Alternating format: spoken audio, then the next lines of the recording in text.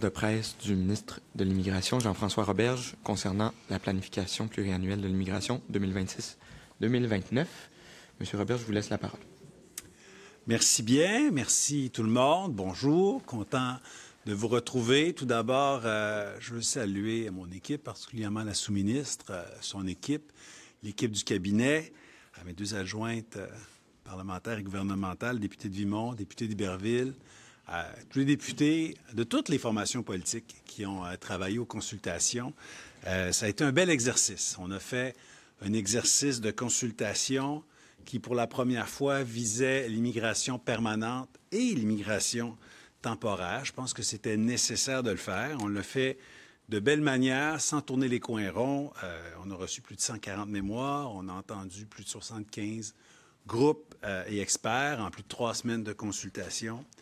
Beaucoup réfléchi, beaucoup discuté, entendu des gens de partout au Québec, des gens d'affaires, des municipalités, des experts, des universitaires, des entreprises.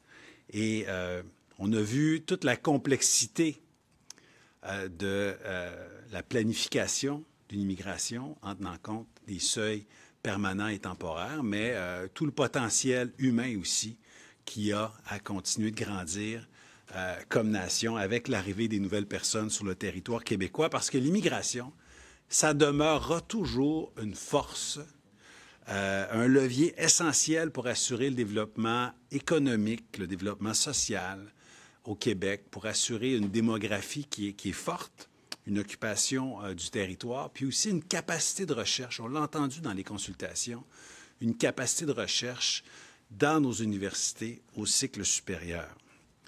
On a donc comme gouvernement la responsabilité de bien planifier cette immigration en respectant la capacité d'accueil, en prenant soin de notre culture, de notre langue commune et en soutenant l'intégration dans le respect de notre nouvelle politique d'intégration nationale. Le contexte qu'on a aujourd'hui est bien différent du contexte qu'on avait il y a 2 ans lors de la dernière planification pluriannuelle. La croissance de l'immigration des immigrants temporaires est très, très forte. Il y a plus de 565 000 immigrants temporaires, ou on peut dire résidents non permanents sur le territoire québécois. C'est un nombre qui a explosé, qui a augmenté de manière très, très forte dans les dernières années. Puis on va le dire, plus de 2/3 de ces immigrants-là relèvent du gouvernement canadien, mais la hausse des dernières années relève bien plus que du 2/3 même du gouvernement canadien. La présence en très, très grand nombre de toutes ces personnes sur le territoire, bien évidemment, ce n'est pas responsable de tous les enjeux qu'il y a au Québec, mais ça augmente de manière déraisonnable la pression sur les écoles, sur les hôpitaux, sur les services publics, sur l'accès au logement, je veux même dire sur l'accès à la propriété. C'est une pression aussi sur le français qui était déjà vulnérable, on le sait tous. Des exemples concrets. Par exemple, la présence d'autant de personnes qui sont des immigrants temporaires, résidents non permanents sur le territoire québécois, bien, ça requiert, en termes de santé, au net, plus de 10 000 ressources humaines dans le réseau de la santé. Il faut les trouver, ces personnes-là. Il y a l'enjeu des finances publiques, mais il faut les trouver aussi. En éducation, il y a 62 000 élèves, 62 000 enfants qui sont résidents non permanents. Ça représente un besoin de 4 500 enseignants à temps plein. Est-ce qu'on les a, ces enseignants-là? Il faut se poser la question. En termes de logement, ces résidents non permanents représentent 280 000 ménages. Donc, quand on pense à la crise du logement, année après année, le 1er juillet, la crise du logement n'est pas uniquement causée par toutes ces personnes. Mais dans un contexte de rareté de logement, il faut se demander quel levier on peut utiliser. Il faut augmenter l'offre, absolument, bâtir davantage, mais pas seulement. D'un côté financier, l'aide de dernier recours en 2024 représente plus de 500 millions de dollars versés aux demandeurs d'asile seulement sur le territoire québécois. Donc, quand je parle d'une pression très, très concrète, elle se mesure et les indicateurs sont très, très clairs. La situation économique a changé aussi. dans les dernières années. Tout de suite après la pandémie, il y avait le rebond économique très fort, c'était le plein emploi. Et là, on voit, dans les derniers mois, une remontée importante du taux de chômage, beaucoup à cause des tarifs de notre ami voisin du Sud, particulièrement un chômage qui frappe les jeunes et qui frappe particulièrement aussi les nouveaux arrivants, les nouveaux immigrants. Eux aussi sont impactés par ça. Donc, on continue d'accueillir des immigrants, on continue d'accueillir des nouveaux arrivants, c'est certain, mais il doit y avoir une réduction des volumes, c'est une évidence. Pour ce qui est de l'immigration permanente, donc pour la période 2026 à 2029, le niveau d'admission sera plus faible que celui des 2 dernières années. Pour les 4 prochaines années, on vise 45 000 immigrants permanents. Ça veut dire environ 15 000 personnes de moins par année que ce qu'on avait dans les 2 dernières années. Donc, après 4 ans, c'est 60 000 personnes de moins que si on avait poursuivi la courbe telle que précédemment. Par contre, on va mieux sélectionner ces personnes qui vont venir faire leur vie ici chez nous. On augmente la part de l'immigration économique à 64 %. C'est au-delà même de ce qu'on avait dans notre cahier de consultation parce qu'on a bien écouté les gens qui sont venus nous parler. Donc, 64 % des 45 000 seront des gens de la catégorie immigration économique. C'est environ 28 800 personnes par année. 77 % de ces 45 000 aussi devront avoir une connaissance du français. Pourquoi ce n'est pas 100 %? Bien parce qu'il y a la question de la réunification familiale et la question des réfugiés pour lesquels on n'a pas cette exigence de français. On monte jusqu'à 65 % pour les gens qui sont déjà sur le territoire. Donc, on veut faire passer beaucoup de personnes d'un statut de temporaire à un statut de permanent. Beaucoup de gens sont ici, s'installent, adhèrent à notre culture, à nos valeurs, s'intègrent dans la vision de l'intégration nationale, maîtrisent la langue, ont un emploi, sont diplômés du Québec. Voilà pourquoi on veut piger beaucoup parmi, je dirais, le capital humain sur le territoire québécois. Dans une perspective humanitaire, c'est intéressant, mais aussi dans une perspective économique, on va dans cette direction-là.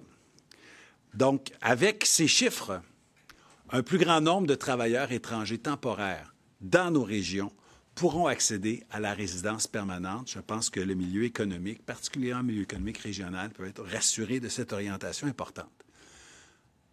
Les travailleurs étrangers temporaires, mais aussi les diplômés de nos institutions du Québec, les diplômés de nos cégeps, les diplômés de nos universités, seront aussi privilégiés, seront sélectionnés en priorité pour devenir nos résidents permanents. C'est important de le mentionner aussi. Voilà pour l'immigration permanente. L'immigration temporaire que nous contrôlons au Québec maintenant. Le nombre de 65 000 titulaires du permis dans le cadre du PTET, le Programme des travailleurs étrangers temporaires, a été choisi, tandis que le nombre de 110 000 a été sélectionné pour les étudiants étrangers. Par rapport à 2024, on parle d'une baisse d'environ 13 % quand on additionne l'ensemble des migrants temporaires sous le contrôle du Québec par rapport à ce qu'on veut pour les 4 prochaines années, c'est environ 13 %. Ça représente environ 25 000. Donc, ce que ça veut dire, puisqu'on doit avoir une vision intégrée entre les immigrants temporaires et les immigrants permanents, c'est que 2026 à 2029, bien, quand on sera arrivé en 2029, par rapport à la trajectoire actuelle, il y aura 60 000 permanents de moins et 25 000 temporaires de moins, donc 85 000 personnes de moins sur le territoire québécois que si on avait poursuivi dans la trajectoire précédente. Je vous parlais tout à l'heure du respect de la capacité d'accueil. Voilà un geste concret, en plus de ce qu'on demande, bien sûr, à Ottawa. Et parlons d'Ottawa un petit peu, parce que on tient compte maintenant de l'immigration temporaire et permanente. On ne fait pas juste 2 planifications en un jour. On fait une planification intégrée en tenant compte de ces 2 secteurs-là, mais en tenant compte aussi de ce qu'on contrôle, nos temporaires, et de ce qu'on ne contrôle pas. Et on est obligé de dire que le fait qu'Ottawa a refusé, a fait la sourde oreille à cette demande importante, légitime, répétée, à la fois par le gouvernement, par les gens d'affaires, de donner la clause grand-père aux travailleurs étrangers temporaires à l'extérieur de Montréal et Laval, bien, ça nous a amené à sélectionner le niveau le plus élevé dans nos scénarios. Vous savez, on avait 25 000, 35 000, 45 000. On aurait pu prendre un scénario inférieur à ça, mais devant ce refus d'Ottawa d'écouter, devant son obstination à nous arracher nos travailleurs étrangers temporaires en région, on a choisi le scénario le plus élevé pour avoir donc une proportion plus grande d'immigrants économiques et donc de venir pallier à cette insensibilité d'Ottawa par rapport à notre économie régionale.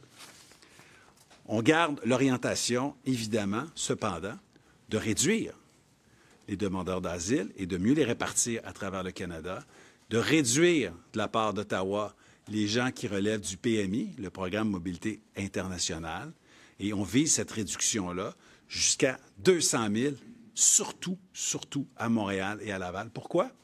Parce que le français est beaucoup plus vulnérable, parce que c'est beaucoup plus difficile d'intégrer les gens à Montréal et à Laval, parce qu'il y a une disponibilité de main-d'œuvre aussi qui est déjà présente dans cet endroit-là. Donc, il y a le combien, mais il y a le qui on sélectionne et où allons-nous les sélectionner sur le territoire québécois. On doit le faire beaucoup mieux qu'avant. On ne pourrait pas faire la planification que l'on fait aujourd'hui avec nos anciens programmes. Et là, attention, c'est le festival, là, le PRTQ, le PEC travailleurs, le PEC diplômé, les projets pilotes. Nous n'avions pas l'agilité dont nous avons besoin aujourd'hui pour reprendre en main notre immigration permanente et temporaire et respecter notre capacité d'accueil. C'est pour ça que maintenant, la voie d'avenir pour immigrer au Québec de manière permanente, c'est le programme de sélection des travailleurs qualifiés, le PSTQ. Voilà pourquoi on se tourne vers ce programme-là, parce qu'on le dit bien, sélection des travailleurs qualifiés. On va être capable de sélectionner selon des critères géographiques, selon le fait que les gens sont diplômés ici, selon le secteur d'activité, et on va donc assister à une opération de régionalisation de l'immigration comme on n'en a jamais vu. Et ce sera très, très bon pour l'intégration à la nation québécoise, parce que c'est beaucoup plus facile, je vous dirais, de sélectionner un immigrant qui habite en région et de lui permettre de rester là, que de convaincre quelqu'un qui s'est enraciné à Montréal de déménager ensuite en Beauce-Baie-Comeau, Saguenay ou en Abitibi. On le comprend. Par rapport maintenant à des programmes que nous conservons, mais pour lesquels on ajoute on change les règles, bien, je veux parler le programme de travailleurs étrangers temporaires. On ajoute, à partir du 17 décembre, l'obligation de maîtriser la langue française, d'atteindre au moins le niveau 4 à l'oral. On donne 3 ans aux personnes à partir du 17 décembre 2025 pour atteindre au minimum le niveau 4. S'ils ne l'atteignent pas, ils ne pourront pas renouveler le permis après 3 ans sur le territoire québécois. Je pense que c'est une question de respect pour la nation québécoise. On est la seule nation francophone d'Amérique du Nord. C'est une question de respect, une question de santé, de sécurité aussi pour comprendre les consignes de sécurité. Et je veux vous dire aussi une question de respect des droits parce que les gens peuvent être informés de leurs droits dans la langue française. Et ensuite, bien sûr, bien, ça facilite leur passage, s'ils le souhaitent, vers la résidence permanente, puisqu'il faut maîtriser la langue française pour être sélectionné au Québec comme immigrant économique. Pour ce qui est du programme de parrainage collectif au Québec, donc on suspend les demandes encore dans le cadre du programme de réfugiés étrangers jusqu'à la fin de l'année 2029. Pourquoi? Parce qu'on a des dizaines, des centaines de milliers de demandeurs d'asile sur le territoire québécois. Et comme je vous l'ai dit tout à l'heure, on va privilégier des gens qui sont déjà sur le territoire pour les faire basculer parmi les permanents plutôt que de faire venir des gens qui ne sont pas déjà ici. Question encore de respect de la capacité d'accueil. Donc, le contexte a changé. Notre planification a changé. On tient compte à la fois de la présence des gens, on tient compte de ce qui se passe au sud de la frontière, on tient compte de ce que le gouvernement fédéral fait, mais surtout de ce qu'il n'a pas fait pour nos travailleurs étrangers temporaires. Si, réellement, on voit des changements de la part du gouvernement fédéral qui s'avèrent sur le terrain, si les chiffres bougent et bougent réellement et significativement, on pourrait revoir nos cibles. Mais on n'est pas là aujourd'hui. Les principes qui nous ont guidés sont donc, évidemment, le respect de la capacité d'accueil, le respect de notre langue, le respect de notre capacité d'intégrer. la capacité d'offrir aux Québécois des services publics de qualité. Et on peut le faire, je le répète, parce qu'on a un nouvel outil, le programme de sélection des travailleurs qualifiés, mais aussi un autre outil qu'on s'est donné l'année passée, qui est notre loi qui nous permet d'encadrer la venue d'étudiants étrangers. Donc, avec ces deux outils-là, on a beaucoup plus d'agilité. Nous n'aurions pas pu faire cette planification-là l'année passée ou l'année d'avant. Ce sont ces nouveaux outils-là qui nous permettent réellement de mieux sélectionner, de mieux régionaliser. Je termine en disant que ce choix-là que nous faisons, on le fait pour les Québécois qui sont déjà sur le territoire, pour d'autres qui vont venir nourrir la nation québécoise. Le Québec est une terre d'accueil, demeurera toujours une terre d'accueil fière et ouverte sur le monde. Merci. Merci. On va passer à la période des questions, en commençant avec Geneviève Lajoie, le Journal de Québec. J'aimerais vous entendre sur la cible de 35 000. Pourquoi, selon vous, 35 000 immigrants par an, ce n'était pas le bon choix? Ça aurait pu être un choix intéressant. Moi, quand j'ai proposé au printemps dernier, après consultation avec tout le caucus, le Conseil des ministres, 3 cibles, 25 000, 35 000, 45 000, je voyais des avantages, des inconvénients à chacune de ces cibles-là. Il y avait une possibilité qu'on aille autant sur 25, 35 et 45. Le fait que Ottawa n'a pas écouté la demande du Québec et des régions de donner la clause grand-père pour permettre aux travailleurs qui sont déjà dans nos usines, qui ont déjà un emploi, qui ont déjà un logement, de rester ici, bien, ça nous force un peu la main à prendre la cible la plus élevée pour avoir une plus grande marge de manœuvre et garder ces gens-là ici. On ne veut pas causer des fermetures d'entreprises, on ne veut pas appauvrir le Québec et ses régions.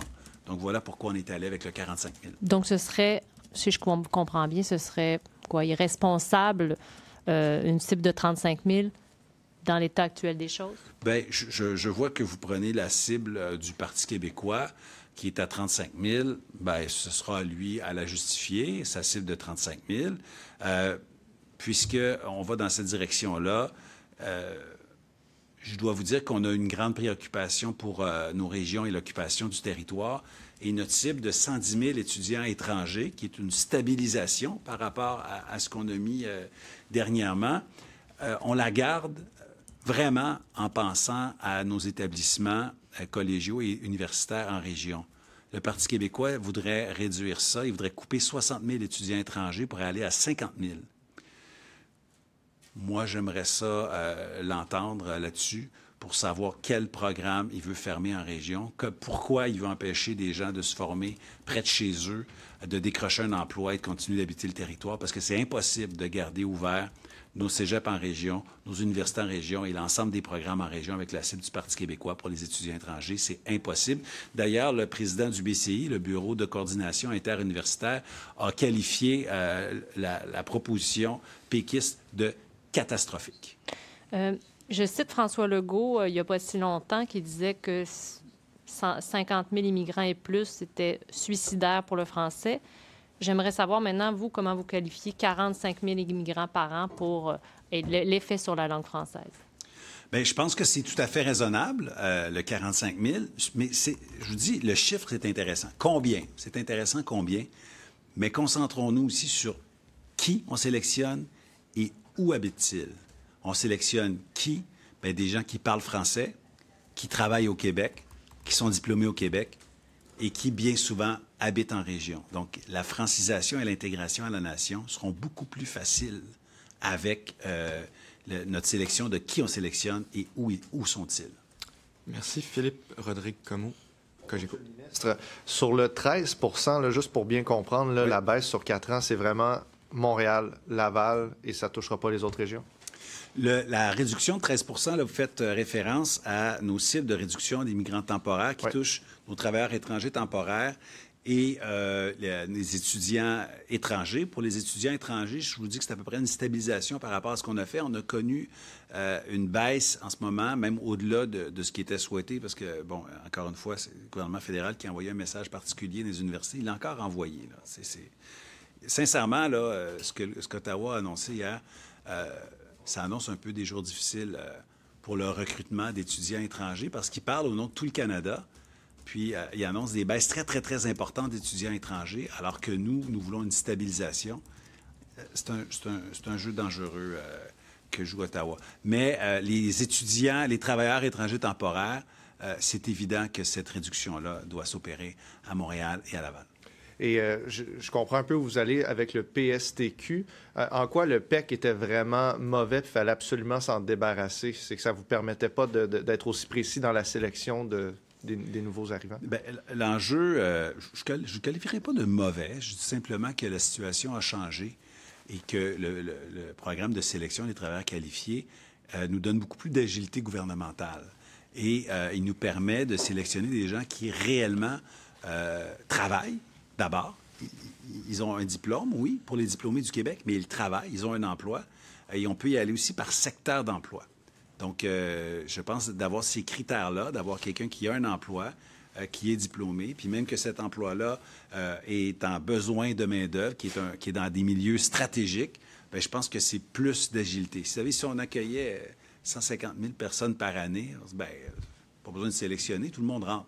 On n'est pas dans cette posture-là. La capacité d'accueil du Québec ne le permet pas. Donc, dans la mesure où le nombre est relativement limité, bien, c'est extrêmement important de bien choisir les personnes. Merci. Merci Pierre-Antoine Gosselin, TVA. Bonjour, M. le ministre. Vous avez quand même explosé vos cibles cette année, notamment. Ça pourrait aller jusqu'à 61 000 au niveau de l'immigration permanente, c'est ce que je comprends. Et l'année dernière, vous étiez à 59 000.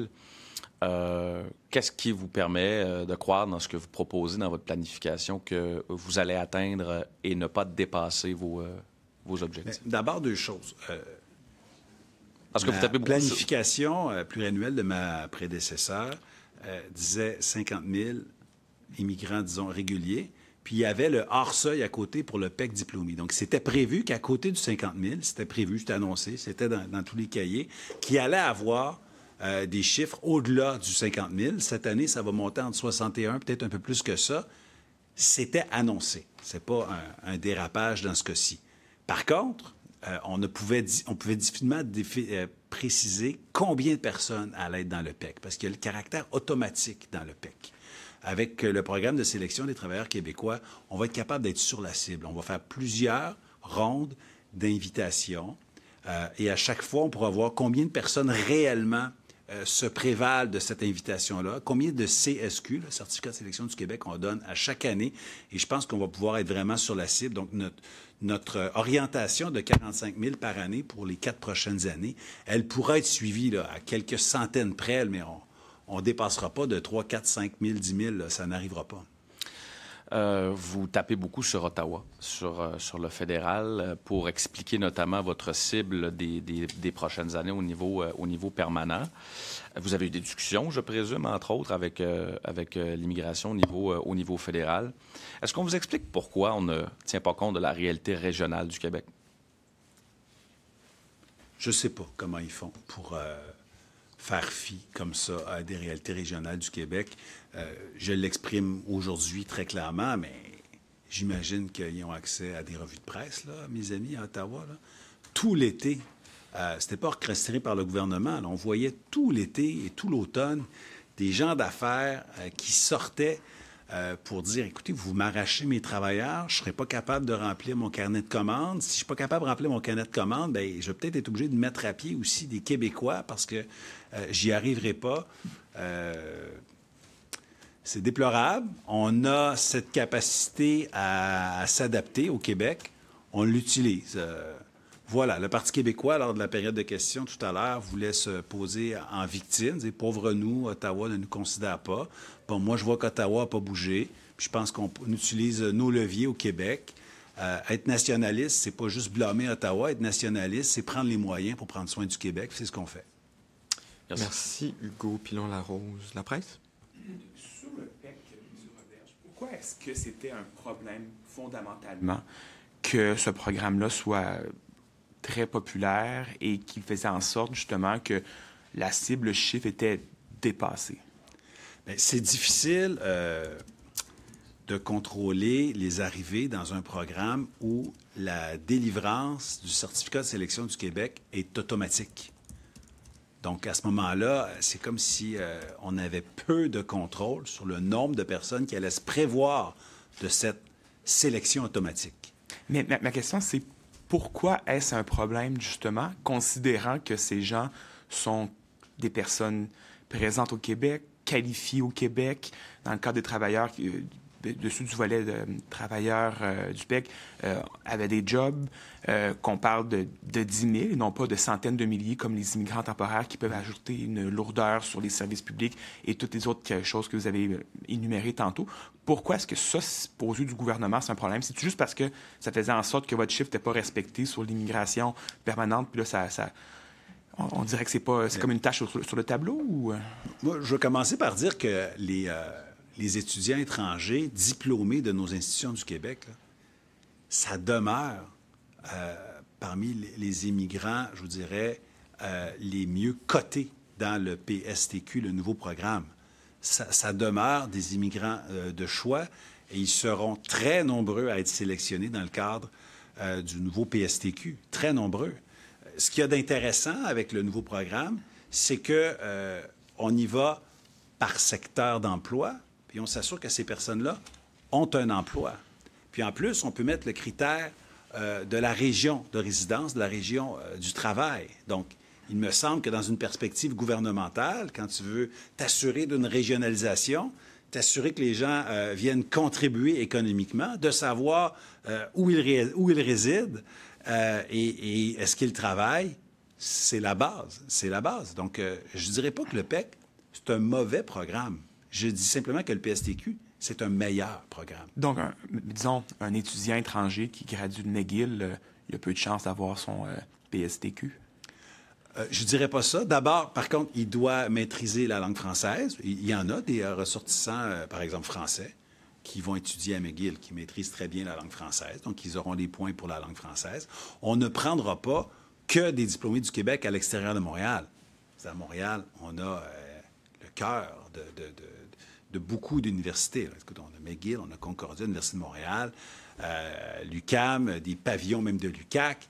Je veux dire, je ne dirais pas qu'on ne prendra pas de diplômés sur l'île de Montréal. Et on a plein de cégeps aussi, là. Je n'irai pas jusque-là.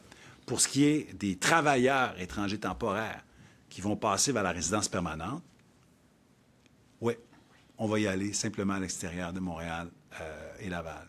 Pour ce qui est des étudiants étrangers, s'ils parlent la langue française et s'ils décrochent un emploi, ils peuvent très bien être sélectionnés tout en habitant à Montréal. Merci. Je vais me permettre quelques questions, M. Robert, François Carabin, Le Devoir. Maintenant que la décision, maintenant qu'on arrive à la fin de l'admission en continu d'étudiants étrangers et de travailleurs temporaires dans le PEC, est-ce que vous diriez que c'était une erreur d'ouvrir le PEC ou de faire en sorte que les admissions soient faites en continu? Je pense pas que c'était une erreur, parce que le contexte était différent. On n'avait pas 565 000 temporaires sur le territoire québécois quand cette décision-là a été prise. Le contexte économique était différent. Donc, quand le contexte change et que la décision change, c'est pas un désaveu des décisions précédentes. Aucunement. Et je précise d'ailleurs que les gens qui ont déjà déposé leur demande, eh bien, leur demande sera traitée. On ne va pas là, passer à la déchiqueteuse les personnes, les formulaires, les dossiers qui sont déjà rendus au ministère. Les dossiers seront traités. OK. Sur le français, vous avez quand même certains objectifs relativement élevés, 77 chez les permanents. Bon, vous imposez des exigences également dans le PTET. Comment pouvez-vous assurer que ces personnes-là vont pouvoir se franciser suffisamment, considérant les difficultés de Francisation Québec à assurer des services dans les dernières années? Bien, écoutez, les difficultés de Francisation Québec, là, c'est très, très relatif. Là. Si on lit la revue de presse, c'était bien terrible à l'automne dernier. Puis quand on regarde les statistiques, c'était extraordinaire. On n'avait jamais été aussi bon que ça. Fait que maintenant, il faut recoller la réalité avec la perception. L'an passé, on a francisé plus de 90 000 personnes. Quand on est arrivé au gouvernement, c'était quoi, 27, 28 000 personnes par année. Puis l'année qui a supposément mal été, c'est l'année record de tous les temps. Donc moi, je veux prendre ça avec un énorme grain de sel. Ensuite, Le temps d'attente est en diminution depuis plusieurs mois. Donc, les personnes qui s'inscrivent ont une réponse beaucoup plus rapide maintenant qu'avant. Donc, la liste d'attente et le temps d'attente diminuent. Francisation Québec est toujours meilleur l'année actuelle que l'année précédente, puis il sera meilleur dans 1 an, dans 2 ans. Donc, moi, j'ai pleinement confiance dans suffisamment de notre ressources équipe. aujourd'hui pour s'assurer que ces personnes-là puissent être francisées correctement. Oui, parce qu'on leur donne 3 ans pour le faire, pour atteindre le niveau 4. À partir du 17 décembre de cette année, ceux qui ne maîtriseraient pas du tout ont 3 ans pour atteindre le niveau 4 et donc pouvoir rester ici peut-être une 4e année, puis peut-être même devenir des résidents permanents. Je pense que c'est tout à fait raisonnable. Encore une fois, c'est une chose qu'on peut faire parce qu'on s'est donné les outils pour le faire. Donc, la loi 74 l'an passé nous donne vraiment des outils pour les étudiants. Le PSTQ nous donne vraiment des outils pour la régionalisation et la sélection. Et Francisation Québec nous donne des outils pour la francisation. Donc, on est vraiment mieux équipés qu'il y a 2 ans, 3 ans. Merci. Sébastien Desrosiers, Radio-Canada. Bonjour, M. Roberge. Concernant le PEC, qu'est-ce que vous dites à quelqu'un qui est arrivé au Québec en ayant l'intention de déposer une demande, comme un étudiant, par exemple, qui a commencé son parcours universitaire en se disant « Moi, je vais obtenir la résidence permanente à la suite de ça. » C'est ce que lui avait dit l'université, par exemple. Mais là, les règles changent en cours de route. Cette personne-là, ne croyez-vous pas qu'elle se retrouve aujourd'hui un peu démunie? Ou en tout cas, comprenez-vous la déception de ces gens-là? Bien, je leur dis d'appliquer dans le programme de sélection des travailleurs québécois. S'ils n'ont pas déjà appliqué dans le PEC, je le répète, les dossiers qui sont déjà acheminés au ministère seront traités. Mais écoutez, il y a une autre voie. Les gens qui viennent ici, qui veulent faire leur vie ici, j'imagine qu'ils ont l'intention de décrocher un emploi. Je le souhaite. Bien, s'ils décrochent un emploi, puis qu'ils sont diplômés, bien, ils auront des points et ils pourraient être sélectionnés. Mais je ne peux pas le garantir à tout le monde. Ce n'est pas un automatisme. Je veux dire quelque chose qui est une évidence. Je veux dire quand même, devenir résident permanent, devenir Québécois, c'est un privilège. C'est pas un droit. C'est pas vrai que si 1 million de personnes veulent devenir des Québécois et des Canadiens l'an prochain, bien, il y aura 1 million de nouveaux arrivants. Puis si c'est 2 millions, ça sera 2 millions. Puis non, ce n'est pas vrai. On se réserve le droit comme nation d'avoir une politique d'immigration. C'est ça l'objectif d'une planification. Donc, on a une politique d'immigration avec une grille de sélection et je pense que toutes les nations ont ça. Vous critiquez Ottawa qui n'écoute pas, selon vous, le milieu des affaires, mais le milieu des affaires est très critique à votre égard aussi, qui est d'avis que la réduction des seuils que vous proposez aujourd'hui va mener, dans certains cas, à un report de projets de croissance ou même à des relocalisations aux États-Unis. Est-ce que, selon vous, c'est de l'exagération que de parler de conséquences de cette nature-là?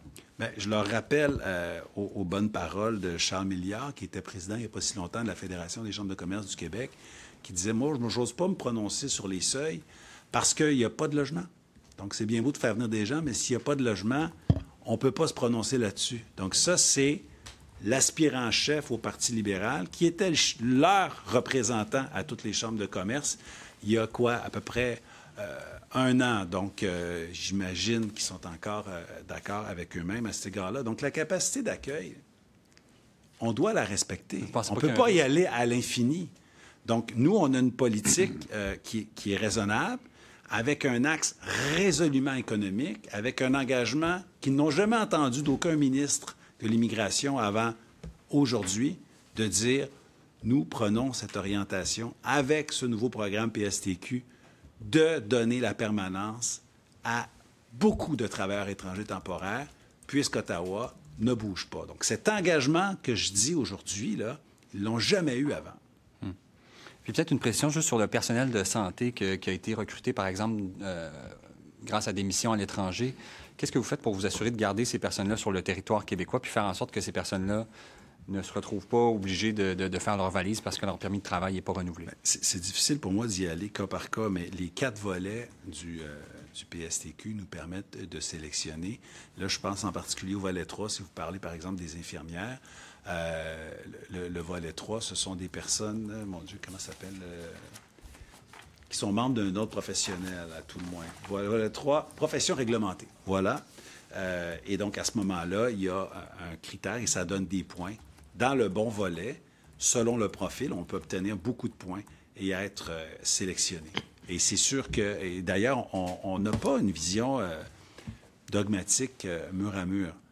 On dit, par exemple, à Montréal et à Laval, on ne fera plus de IMT, évaluation d'impact sur le marché du travail, parce que la cour est pleine. Mais on dit, attention, ça ne s'applique pas à santé, éducation, construction, soins à domicile, agriculture. Donc, on a une approche qui est quand même fine d'un point de vue régional, mais aussi par secteur. On ne traite pas tout le monde de la même manière. Puis quand vous nous parlez de professionnels de la santé, vous le voyez, même dans une région comme Montréal, on est beaucoup plus sélectif. On permet aux gens de la santé d'arriver. Merci Thomas Laberge, la presse canadienne. Oui, bonjour, M. Laberge. J'aimerais revenir sur votre déclaration par rapport à Ottawa et sur le fait que vous auriez aimé peut-être avoir un seuil plus bas si Ottawa n'avait pas, ce que vous avez dit, déraciner les travailleurs québécois. Je ne suis pas certain de voir le lien, considérant le fait qu'un de vos objectifs, c'est de permanentiser des gens qui sont déjà ici et que ce que vous faites, c'est accuser Ottawa de dire, bien, ils n'ont pas renouvelé des permis de gens qui étaient déjà ici. En quoi le fait de prendre 10 000 immigrants permanents de plus va protéger les emplois en région? Bien, Ottawa crée l'urgence. Ottawa allume le feu. Je suis obligé de prendre un extincteur. Mais je ne comprends pas le lien. Bien, tout est une question de durée, là. Si Ottawa avait écouté les régions, les gens d'affaires qui se sont exprimés tout le printemps, tout l'été, tout l'automne, il aurait donné la clause grand-père aux travailleurs étrangers temporaires en région. Nous aurions pu avoir une cible inférieure à 45 000 et accueillir chaque année un nombre moins grand, mais intégrer un nombre moins grand, sélectionner des travailleurs étrangers temporaires. Mais là, devant ce qu'Ottawa fait, il faut augmenter notre cible pour être capable d'en chercher davantage, parce qu'en ce moment, il y a comme une crise en région. Il y a des entreprises qui disent « je vais perdre un travailleur dans 3 semaines, je vais en perdre un autre dans 2 mois, je vais en perdre un autre au mois de mars, je vais en perdre un autre au mois de mai ». Et donc, ils disent à Ottawa, donne-moi la clause grand-père. Ottawa ne la donne pas. Ils disent à Québec, mais qu'est-ce que tu vas faire? On dit, bien, on va aller dans notre fourchette plus élevée à 45 000 pour se donner un petit peu plus de marge de manœuvre. On aurait pu le faire sur une période de temps plus longue, mais avec un seuil plus élevé, on le fait sur une période de temps moins longue. Mais, excusez-moi, mais on parle de manquer de travailleurs temporaires. Vous dites, on va augmenter le nombre de permanents. Je ne comprends pas le lien encore, désolé. Bien, quand on est en démographie, on parle de personnes sur le territoire. Après ça, on peut parler du statut, mais si vous avez une industrie avec 100 travailleurs, Ottawa vous dit que vous avez droit seulement à 10 % de travailleurs étrangers temporaires. Si vous en aviez embauché 115 avant qu'Ottawa impose unilatéralement sa mesure, OK? Bien, à mesure que vos travailleurs ont des permis qui arrivent à échéance, ils doivent quitter votre entreprise et retourner chez eux. D'accord? Nous autres, on a dit à Ottawa, ces travailleurs-là qui sont là, vous pourriez les laisser. Ottawa dit non. Donc là, l'entreprise dit, bien là, je vais en perdre. Nous autres, on dit, bon, bien, on va voir si on est capable de donner la permanence à ces gens-là, à condition qu'ils conservent leur emploi et qu'ils parlent français, parce qu'il n'y aura pas de passe gratuite sur le français. OK. Fait qu'au fond, pour les protéger, ce que vous dites, c'est qu'on va les permanentiser plutôt que d'avoir la clause grand-père qu'Ottawa ne veut pas leur donner. C'est ce que je... Bien, on souhaite toujours là, qu'à un moment donné, quelqu'un voit la lumière puis qu'il comprenne que ce serait une bonne chose quand même de la donner, cette clause grand-père, pour les entreprises en région, pour les travailleurs étrangers temporaires. Ce serait quand même une bonne chose. Oui. OK. Je reviens aussi là, sur la cible. Là, donc, on était à 45 000. On a quand même une fourchette qui peut aller jusqu'à 47 000. Vous dites également qu'en fonction de comment Ottawa va réagir, vous pourriez encore là, bouger cette cible-là. Là, au fond, la cible est plus haute parce qu'Ottawa a réduit. Fait que je comprends que s'ils réduisent encore l'immigration temporaire, vous pourriez encore augmenter. Au fond, on risque de se retrouver encore pas loin d'un 50 000, ce qui est un peu la moyenne de la CAQ depuis le début de sa prise du pouvoir, de ce que vous nous avez dit par le passé. C'est bien le cas? Bien, les 2 dernières années, l'an passé, cette année, moi, je parle depuis le début. Là, vous nous l'avez déjà dit que c'était 50 000 en moyenne. Oui, mais je vous dirais qu'on va être sur la cible de 45 000 avec le PSTQ. On est beaucoup plus capable d'être sur la cible que dans l'espèce de fourchette. Là, c'est comme une habitude de se donner une marge de manœuvre. Mais là, on devrait être beaucoup plus sur la cible. OK, merci. Avant de passer à l'anglais, je voulais juste une petite précision, M. Roberge, parce que vous avez, je pense que c'était en réponse aux questions de mon collègue Pilon-Larose, vous sembliez dire que dans la sélection des travailleurs du PSTQ, non seulement les travailleurs de l'extérieur de Montréal seraient priorisés, mais ça serait même uniquement ça. Je veux juste comprendre, parce que dans le PSTQ, il y a des critères, oui, de sélection qui favorisent les travailleurs de l'extérieur de Montréal, mais ça ne veut pas dire que parce que tu travailles à Montréal, tu n'as pas accès à la résidence permanente à travers le PSTQ. Juste une petite précision là-dessus. Les 4 volets du PSTQ. Okay. Volet 1, haute qualification, compétences spécialisées. On pense à des personnes qui ont un diplôme, par exemple, technique 3 ans au collégial ou baccalauréat, maîtrise, université. Les premières invitations qu'on a faites étaient exclusivement dédiées à des diplômés du Québec. On pourrait aller ailleurs, mais ça reste dans ça. Volet 2, compétences intermédiaires et manuelles. Très souvent, des gens qui ont des habiletés manuelles, qui travaillent dans le secteur manufacturier. Pas seulement, mais on pense à eux. Volet 3, professions réglementées. Tantôt, je donnais l'exemple des travailleurs de la santé. Volet 4, talents d'exception. Très souvent, des chercheurs. Puis on voit ce qui se passe aux États-Unis, là. Si on est capable d'aller chercher des chercheurs, des sommités aux États-Unis, le volet 4, c'est la voie d'accès. Ça couvre assez large. Oui. Ce que je dis aujourd'hui, c'est que nos 2 priorités, c'est les travailleurs étrangers temporaires en région, je vais même dire dans le secteur manufacturier, surtout, et les étudiants diplômés du Québec. Ce sont nos 2 priorités. Donc, attendez-vous à ce que sur les 28 800 économiques sélectionnés dans la prochaine année, il y a une très grande proportion qui soit dans ces 2 catégories. Excellent. Merci pour la précision. On va passer en anglais en commençant avec Phil Autier de Gazette. Ready? I don't know. Yes, I am. I just want to just clarify something. The reason Ottawa has put these new rules in for temporary immigrants, the 10% in restaurants, and the reason that those rules were put in is because Quebec has been complaining for years that there were too many temporary immigrants. And you have said yourself that they went too far with their new rules. Why is it that even when you know businesses are saying we might have to shut down because we have a lack of workers, why isn't Ottawa responding to make the rules more practical? Why aren't they listening to you on this question? Because now you have to keep your number at 45,000 because of that problem. But it's a problem that you kind of created by asking. No, this is not true. Okay. No, it's false, respectfully. We asked Ottawa to lower numbers in 2 categories, asylum seekers and Programme Mobilité Internationale. Lower your numbers on asylum seekers, Programme Mobilité Internationale. And they said, okay, I will cut your temporary workers at Bécomo, Beauce, Saguenay. You asked for it. No, I didn't. No, I didn't. It's not true. It's simply the opposite of the truth. Right, that I understand. But why aren't they listening? You have told them several times already to correct that, and why aren't they listening? You have to ask this question to them. I don't understand what they're thinking. You said in French that they're the ones that lit the fire, and you have to put it out. It is. Ask business men and women in our regions, what are they thinking about those politics? Ask them. I rest my case. Merci. Cathy Sonnet, CBC.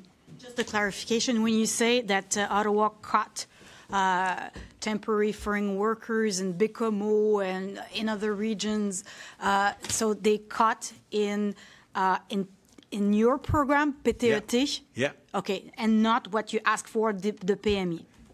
Exactly. Bon. They came with percentage, 10% and 20% in our program when we asked them to cut in asylum seekers and Programme Mobilité Internationale. So, okay, good. Thanks for the clarification. I have the impression that today you're at the stage in immigration to say we want to choose who and we want to choose where. So the Quebec Experience program was finally not a good tool to answer, to have the power for both who and where. Well, it didn't have the equity that we have with the new program. It was good enough during the past year, but the new context forced us to come with something more efficient, so we can really select people who fulfill our needs in regions and select people with a diploma from our CEGEPs and universities. Those are our two priorities. But you know that the foreign students who are already here, there's a lot of pressure now, lots of stress, because the path that they planned to get their permanent residency, it doesn't exist anymore if they haven't submit their request in the PEC. Well, a program is a way, is not a goal. If the goal for them is to come here, study, get the diploma, get a work, and then become a Quebecer and a Canadian citizen, it's possible using the new program. It's tougher, though. Maybe for some it will be easier. Let's give a chance. Let's give a chance to the new program. I understand that people knew the past program, knew the program we had, and so they say, "Oh yeah, I was comfortable with this."